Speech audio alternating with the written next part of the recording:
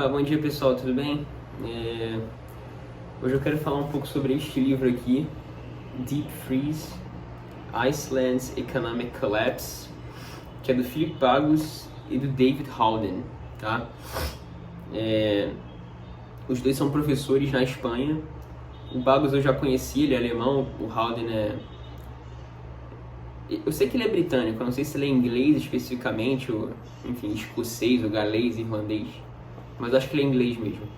O Bagos é alemão, Philip Bagos, discípulo do Herta de Soto, né, economista austríaco-espanhol, famoso aí da Universidade de Málaga, né, e, enfim, eu já conheci o Bagos, né, do livro dele, A Tragédia do Euro. É um livro excelente também, parecido com esse aqui na estrutura e tal, na escrita, obviamente, que fala sobre a crise de 2013 no euro, né? Aí, né, que os principais atores foram Portugal, Espanha, Grécia, Irlanda, esses países todos quebraram. Não sei se vocês lembram, né? Eu não lembro nos detalhes, obviamente, mas eu lembro das reportagens, lembro dos professores falarem na escola e tal, tava nos jornais todo dia, enfim. Esse livro não fala desse período, tá? Fala da crise de 2008 e como a crise de 2008 afetou especialmente a Islândia, né? Eu não sabia disso. A Islândia, entre os países de primeiro mundo, talvez tenha sido o que mais tenha sofrido com a crise. Não só em termos proporcionais, assim, dos indicadores, mas, assim, absolutos mesmo. A Islândia quase passou fome, de verdade, né? Não só porque não produzia, assim, os alimentos necessários, né, para alimentar a sua população no seu território, para atender a demanda, mas também porque não tinha dinheiro para comprar mesmo, para importar. Olha que situação, né? Não tinha nem os bens reais de fato e nem os meios para tal, né, para adquirir esses bens. E aí depois foi socorrida principalmente pelos países escandinavos, ali, Dinamarca, Suécia, Noruega. Eles têm essa relação histórica, né, tem esse passado comum, né, dos vikings. Então eles acabam fazendo meio que essa rede de ajuda mútua, né? E depois os outros países da Europa, os Estados Unidos, saíram aí saíram a resgate da Islândia. Mas enfim, é um livro bem legal, como eu falei, nos mesmos moldes do Tragédia do Euro, né? É uma linguagem bem simples, direta, mas um conteúdo bem sólido, sabe? E assim, não dá pra saber por qual deles foi escrito cada um dos capítulos, mas eles parecem... O livro é homogêneo no estilo de escrita, talvez uma diferença aqui e acolá, mas... Enfim, dá a impressão de que é um livro só mesmo, entendeu? Escrito por uma pessoa só, que não é, né? Foi por duas, né? Ou talvez só um tenha redigido e o outro tenha só dado... tenha só orientado, né? Não tenha de fato escrito, né? Enfim, e muito legal, tem vários gráficos e tal, gráficos bem diretos, bem explicativos. Eu gosto do estilo do Bagos, né, e David Howden também, agora, deles fazerem muita referência com coisas reais, sabe? Quando eles estão explicando alguma coisa, isso é bem interessante, né? Bem legal mesmo, bem legal, um livro bem... Como eu falei, ele é simples, direto, preciso, mas ele tem um conteúdo sólido ali, né? E dá pra entender relativamente bem, assim, dá pra entender por alto, digamos assim. Óbvio que certamente devem ter estudos, e até cita um livro aqui, agora eu esqueci, mas eu acho que é o livro mais conhecido sobre a crise na Islândia, que era justamente de um banqueiro, né, de um cara lá do sistema financeiro, Thorvaldsson, eu acho o nome dele, que é ele que escreveu o livro mais conhecido sobre a crise na Islândia. Enfim, tá aqui, eu vou... Frozen Assets, fala sobre... É o livro, acho que mais completo sobre a crise na Islândia, desse Thorvaldsson. Foi um magnata muito ativo no período do boom da Islândia, até o crash em 2008. Mas enfim, e aí eles falam aqui de umas situações que foram específicas à Islândia, que permitiram que a situação deles tenha sido a pior, digamos assim, né? E aí eles falam, né, a Islândia é um país que predominantemente vive da pesca e dos processos de transformação de metais que exigem muita energia, né, por conta das fontes termais que eles têm. exportar energia exigiria muito em termos de tecnologia, logística é meio complicada, então eles acabam utilizando essa energia justamente para esses processos muito intensos de energia, né? Principalmente para a produção de alumínio, que ele fala aqui, né? E a pesca, como eu falei, mas principalmente a pesca, né? Em termos de números, não sei se em participação do PIB, mas em números de trabalhadores diretamente ligados a esse setor. Né? Um país pequeno, né? À época 300 mil habitantes, hoje tem quase 400 mil, mas enfim, à época 300 mil, e tem algumas questões que ele fala diferentes, né? Primeiro, o fato do CBI, Central Bank of Iceland, garantir explicitamente, né, a liquidez do mercado, né, ser o emprestador de última instância de forma explícita. Eu acho que isso hoje já é algo mais mainstream, mas final dos anos 90, início dos anos 2000, até esse período, não era algo claro, pelo que eu entendi. Aqui no Brasil, bem claro, né? O Banco Central se coloca como emprestador de última instância. Não sei se isso é uma mudança relativamente recente, desde a crise, ou se foi criado assim desde o início, mas, enfim, eles falam que isso é um diferencial, pelo menos nos países de primeiro mundo, né? O plano de fundo eram de juros internacionais mais baixos, né? Não só pelo 11 de setembro, como também a bolha.com ali no final dos anos 90, o crescimento da China. E então os juros internacionais mais baixos, os juros das moedas mais fortes, ali, dólar, euro, e fala de francos suíços, ienes japoneses, também mais baixos. E o Kronor, né, a coroa islandesa, com os juros artificialmente baixos, mas relativamente competitivo em relação a esses países, né? E aí eles fizeram aquela prática que se faz até hoje, mas que parece que os bancos não vão aprender mesmo, né? Porque os estímulos são exatamente esses, né? Que ainda mais quando o Banco Central garante explicitamente que vai honrar todas as suas obrigações. É o que ele fala aqui, de você diminuir o moral hazard, né? Você pode oferir os lucros, mas socializar com todos ali os prejuízos. E é exatamente isso que é o estímulo, né, para os bancos agirem dessa forma irresponsável. Que é justamente a questão de você pegar empréstimos no curto prazo para financiar investimentos de longo prazo. É isso que os bancos em larga escala na Islândia fizeram. Não só os bancos, as instituições financeiras, como também as pessoas, né? Então eram títulos ali de 3 a 6 meses, os passivos dos bancos, e os ativos estavam a maior parte concentrados em papéis de 5 anos, se eu não me engano, né? E aí você criou uma situação de maturity mismatch. Inclusive eles têm um artigo, os dois, muito interessante, falando justamente sobre isso. Como reservas fracionárias, na verdade, são um caso extremo, só fazer um parênteses, extremo de maturity mismatch, né? Porque financiar empréstimos com depósitos à vista que, teoricamente, tem maturidade igual a zero, né? Porque o cara pode sacar tudo aquilo a qualquer momento, né? Nesse caso aqui, né, eram passivos de 3 meses, né? Que venciam de 3 a 6 meses. Né, o maior volume, né? E aí fizeram isso, os juros relativamente altos trouxeram moeda estrangeira para o país e os islandeses ficaram ricos, né, no início dos anos 2000, né? Pessoal comprando itens de luxo, carros, champanhe, eles falam, né, o aumento das vendas de champanhe, a valorização das ações das empresas produtoras de champanhe, de carros de luxo, né? Os magnatas, né, os grandes empresários islandeses fazendo compras de empresas, principalmente na Inglaterra, né, que tinha uma relação próxima ali, né, dos países mais importantes da Europa, e a Islândia tem uma relação próxima com a Europa, obviamente. Eu falo até do caso de um bilionário islandês que comprou o West Ham, e eu adoro futebol internacional, Premier League em especial, sou fanático, e eu nem sabia disso, nem sei se ele ainda é o dono do West Ham, não cheguei a ver, mas enfim. Comprou esse Ham nessa época, né, um time de Londres.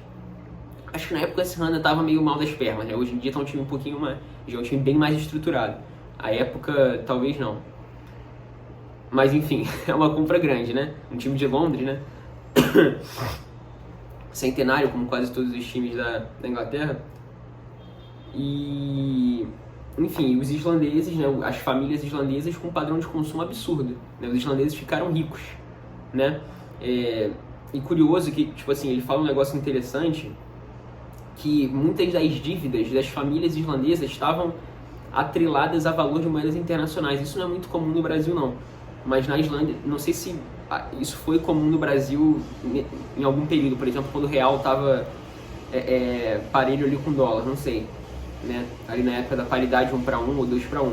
Mas na Islândia isso foi muito comum. Então eles financiavam carro, viagem internacional tudo bem, mas carros e imóveis em moeda estrangeira, principalmente francos e ienes, que ele fala. E iam rolando essa dívida o tempo todo, né, porque havia liquidez, né, no mercado internacional. Quando essa liquidez cessou, né, eles não conseguiram rolar essas dívidas de curto prazo, que eu falei, né, de 3 a 6 meses, e não conseguiram, o sistema entrou em colapso, né? Mas assim, o negócio, isso é como se fosse o plano de fundo, mas quando a gente vai nos detalhes é muito interessante, e aí justamente a questão que diferencia a escola austríaca das outras abordagens, de que como a expansão de crédito, né, porque assim, a base disso tudo é a expansão de crédito, eu não falei textualmente, mas tá implícito na teoria, né? Tá implícito não, é explícito na teoria, mas eu não falei porque, enfim, é como que isso fosse sabido, né? Entre os austríacos, pelo menos, né? A teoria austríaca é calcada nisso. E fala, tipo, como isso modifica a estrutura produtiva. Esse que é o ponto central da teoria austríaca, né? Dos ciclos econômicos. Não é o valor geral, o nível geral de preços, né? Como dizem os chicaguistas, por exemplo, outros monetaristas. É a questão dos preços relativos, né? E como isso muda completamente, obviamente, a estrutura produtiva de um país. Então, como eu falei, é um país voltado para a pesca e para a indústria de transformação de processos que demandam muita energia, especialmente produção de alumínio, e eles viram um país completamente voltado para o mercado financeiro. Então, as faculdades passam a oferecer cursos de mercado financeiro, uma ampla gama de profissionais passa aí para essa área, eles passam a deixar de formar engenheiros navais, engenheiros civis, engenheiros mecânicos, e passam a formar mais engenheiros financeiros, né? Não sei se tem esse curso no Brasil, mas essas áreas voltadas justamente para a gestão de ativos, mercado financeiro, né, finanças, né, economia, né, na verdade é mais finanças e mercado financeiro do que economia, a parte mais, a ciência teórica, né, mas enfim, e acabou que prejudicou o setor produtivo de fato mesmo, né, na produção dos bens, né, reais da economia islandesa, com exceção, obviamente, dessas duas indústrias principais. Então gera aquele problema de superprodução que a gente está acostumado a ver, porque na verdade não há demanda que aparentava ter no primeiro momento quando o crédito estava baixo, né? Não só pela indústria da pesca, mas também pela questão dos processos de transformação, né, de metais, né? Mas o mais interessante é que ele fala isso, ele mostra os números, né, de como realmente a Islândia, até 2008 ali, a estrutura toda do país se moldou, né, para atender justamente, não é que se moldou, mas é aquele negócio, né, o mercado ele vai sempre na direção de onde tem os maiores retornos. Se os maiores retornos são o mercado financeiro, né, o mercado vai justamente caminhar nessa direção para atender essas demandas, não só diretamente na forma de bancos, criação de bancos, mas as indústrias complementares, né, que sustentam esse sistema. Esse sistema de forma genérica que eu estou falando. Aí tem os profissionais de educação, faculdades, né, enfim, em serviços que tem a ver com esse setor, né. Isso é muito interessante, eles falam isso aqui, isso é bem legal, né. Bem interessante, aí fala dos pescadores que viraram banqueiros da noite pro dia, né, do país que virou um hedge fund, né, porque estava vindo muito dólar, muito euro, muito iene, muito franco, e eles podiam se dar o luxo de assumir algumas obrigações um pouco arriscadas, né. E aí, como eu falei, quando essa fonte secou, né, com a quebra da Bolsa de Nova York, essas obrigações não puderam ser honradas e o sistema financeiro colapsou. E aí foi uma coisa de maluco, né? A moeda perdeu quase 60% do seu valor, que eles falam, né? Os dados de desemprego são muito interessantes, porque ele mostra como você tem que ir nos detalhes, né, para entender as coisas. Aí ele fala aqui, deixa eu ver se eu anotei. Eu sinalizei, mas eu não sei se eu... Caraca, eu parei exatamente na página. Que os números proporcionais, quando se olha de forma geral, da Islândia não foram os piores, né? Acho que foi da Irlanda e do Reino Unido, talvez, em termos de desemprego, Mas a época, esqueceu-se de mencionar que a Islândia, ela, mesmo assim, mesmo na época de bonança, era comum as pessoas terem mais de um emprego, né? Então, assim, o que fazia mais sentido não era medir em termos de pessoas desempregadas, porque o cara podia perder o emprego, mas como ele tinha outro, ele não entrava na estatística, muitas vezes, né? Porque tinha muita gente com 2 empregos. Eu não sei se ele coloca o número aqui. Aqui não tem número. Mas, enfim, a métrica que ele usa é horas de trabalho. Isso que faz mais sentido, que ele fala. Justamente por essa questão dos 2 empregos. Aí a queda da Islândia foi maior, né? Então é bem curioso. Ele fala que, se eu não me engano, 80%, 85%. Aqui, caraca, parece que eu tô fingindo, né? Mas eu abri exatamente na página de novo. Of the Icelanders registered as unemployed in 2009, 85% of them claim to have lost their job in October.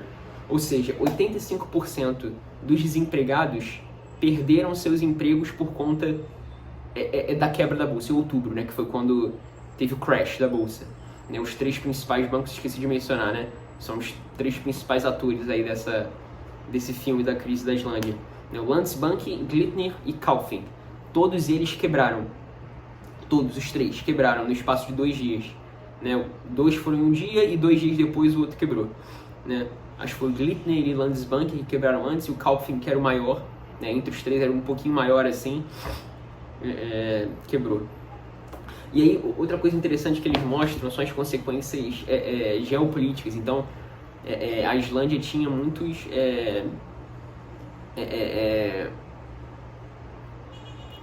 tinha muitos depósitos de ingleses, como eles falam, ingleses e holandeses. Esse Kaupthing, eles tinham um banco virtual que eles operavam principalmente na Inglaterra e recebiam depósitos em libras. Então, como eu falei, estava fluindo moeda estrangeira para a Islândia. E aí, quando eles quebraram, conseguiram... muitas pessoas foram impedidas de sacar, não necessariamente nesse banco específico, mas muitos estrangeiros, especialmente ingleses e holandeses, não conseguiram resgatar o valor dos seus ativos, né? Aí até ele fala um momento aqui que o cara, acho que o presidente do Banco Central falava que só ia garantir os ativos islandeses, não tinha como garantir os estrangeiros, né? Os ativos em nome de estrangeiros. E aí a Inglaterra já responde colocando a Islândia, usando o ato contra o terrorismo, Act Against Terrorism, ou Terrorist Act, né? Para congelar os ativos islandeses na Inglaterra, né? E em determinado momento a Islândia o governo islandês ficou equiparado à Al-Qaeda, né? Como se fosse um estado terrorista, digamos assim. Aí criou problemas ali diplomáticos. E aí entra um ponto bastante interessante também, que é a importância geopolítica da coisa. A Islândia tem uma localização estratégica, né, que ela é próxima não só dos Estados Unidos e da Europa, como também da Rússia. Né? E aí tem um caso lá, em que no mesmo... num dia em que eles chamam não sei se embaixador ou ministro, né, o secretário de Relações Exteriores da Rússia, para negociar o empréstimo. Eles fazem isso, e aí à época isso foi uma coisa meio assim, impressionante, né? Porque a Islândia é membro da OTAN desde 1940 e pouco, né? Desde o início ali, né?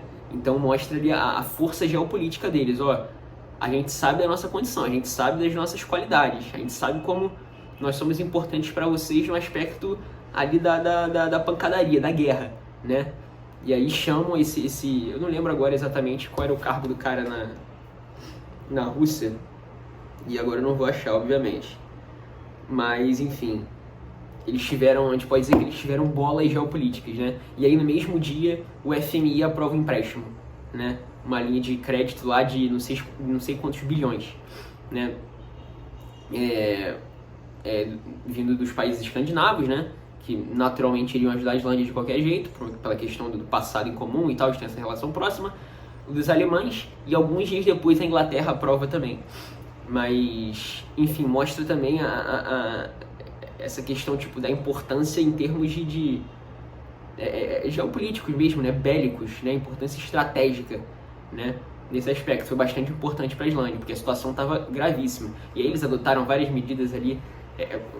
Assim, quando chega nesse momento, os governos passam a agir como se fossem ia falar uma palavra aqui que talvez pudesse derrubar o vídeo, mas acho que para bom entendedor, meia palavra basta, né?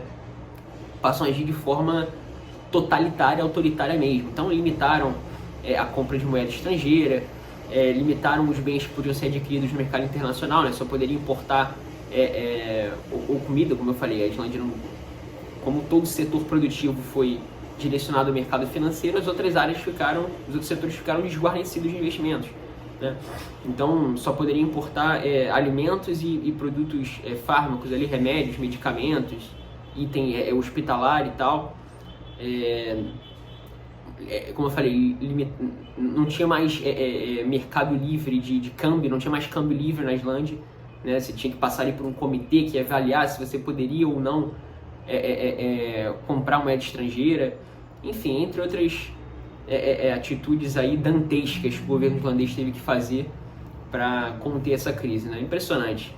Os caras realmente não têm vergonha na cara e eles mostram sua verdadeira face nesses momentos, né, de maior desespero. Enfim, muito legal, muito legal. Eu até me estendi um pouco mais, eu falo pra caraca, ainda mais com assuntos que eu gosto. Mas é isso, livro bem interessante, como eu falei, bem simples, bem direto, bem didático, mas com conteúdo bem sólido e com exemplos reais, assim. Os autores são muito bons em apontar para o objeto real do que eles estão falando, né? Isso é o mais interessante que eu acho deles, fica bem claro as coisas, né? Então é isso, sinta-se para comentar aí o que você achou do livro, o que você achou desse vídeo aqui. Desculpa ter ficado tão extenso assim, é que eu sou meio prolixo mesmo, né? Sou meio pescador, né? Mas enfim, é isso. Valeu, pessoal.